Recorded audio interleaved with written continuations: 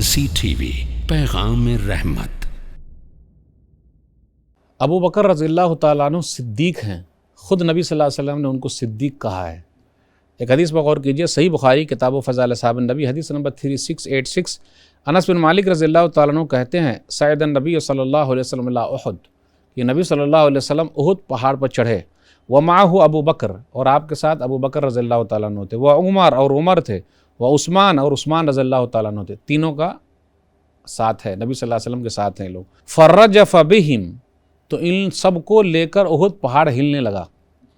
فضربہ برجلہ، تو نبی صلی اللہ علیہ وسلم نے اپنے پاؤں سے ذرا مارا اور کہا اسبت احد، احد پہاڑ تو رک جا، فما علیک الا نبی او صدیق او شہیدان، تیرے اوپر نبی ہیں، صدیق ہیں، اور دو شہید ہیں۔ تو آپ غور کیجئے نبی صلی اللہ علیہ وسلم نے کیا کہا؟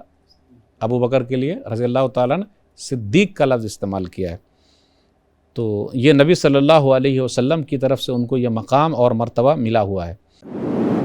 مرسی ٹی وی کے مزید ویڈیوز کے لیے ہمارے چینل کو سبسکرائب کریں اور بیل آئیکن کو کلک کرنا نہ بھولیں۔ جزاک اللہ خیر۔